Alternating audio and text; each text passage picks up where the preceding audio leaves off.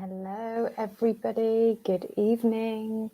If you don't know me, my name is Trudy and I am the Light Catalyst. I am an intuitive empowerment coach and an intuitive clairvoyant medium and psychic.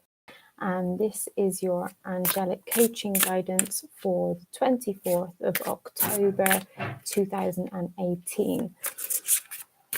With the full moon upon us, I know a lot of you are feeling intense energy, a lot of resistance coming up, and things that you may need to heal. And that is what the full moon is all about.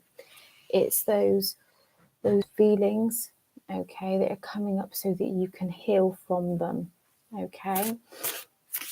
So it's a good idea, okay, on this full moon to get your journals out, write everything down that you're feeling.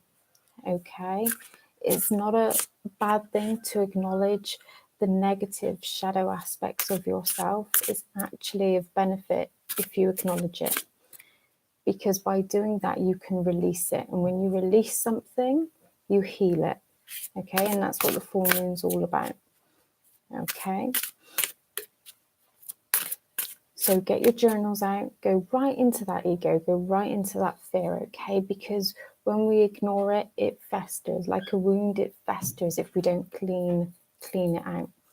Okay, and journaling is a really good source, really good technique of working through those emotions. A lot of my one-to-one private clients, I teach them how to journal in the right ways, using specific prompts in order to work through those limiting beliefs so that they can have a clearer connection to spirit in order to take the right actions from their intuition.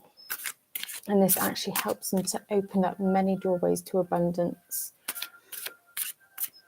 So going on to your angelic guidance for the 24th of October, I'm actually using Talking to Heaven Oracle deck. Okay, these are mediumship cards because I also do mediumship readings, and I teach others as well how to connect to their past loved ones as well as their spirit guides.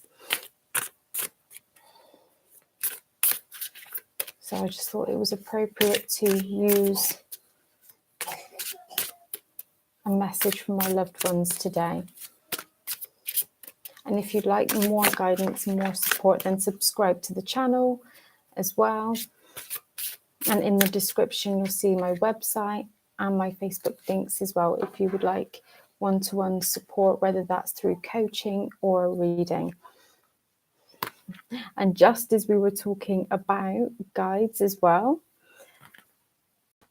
your card guidance for today is I have become one of your guides. Now, it is actually rare that a family member, okay, a past loved one, can become one of our spirit guides, but it is a possibility, okay, especially if your past loved one has evolved, okay, and has learned specific lessons, okay, not only in their physical lifetime, but also in their spiritual, okay, involvement that you need to learn here on your physical human experience. Okay, the purpose of a guide is to give you the tools and the guidance so that you heal the lessons that you need to learn on your physical human experience to evolve. Okay, it's not to give you all the answers. Okay, it's specifically to give you the support, the guidance, okay, that you need to move to the next stage, okay, and to transition to the next part of your journey, okay. And we can also have more than one spirit guide, okay. So a bit like when I get people come to me and say, oh, I believe that a family member is like a guardian angel for me. Well, yeah, that can be. Okay, and sometimes it can even be the family member that you would least expect it to be. Okay, And that's because they've had to learn specific lessons in order to help you through yours. So, for example, if you are struggling with something like addiction, okay, and I'm not talking just about things like alcohol addiction, drug addiction, okay, codependency is also an addiction, okay, something that is you're really struggling with in your life, okay. You may have had a past loved one that also struggled with similar, okay, and they perhaps did not heal from that when they were in the having their human experience, okay. So in order for them to heal from that, okay, they become one of your spirit guides, okay, so that they can support you to heal your lessons in this lifetime, okay. I go into it in more detail on my website in one of my freebies connecting to your spirit guides, okay. But the purpose of a spirit guide, whether it's a past loved one or not, okay, is to support, validate, and guide you. It is not to give you the answers to all your questions. It is not to necessarily make your life easy, okay. Otherwise, there would be no gratification for you, okay. There would be no soul searching that you would have to do, okay. And think about how it feels when you have actually searched for the answers yourself, okay. It feels really good, okay. It feels like achievement. That's why you're not given the answers yourself, okay.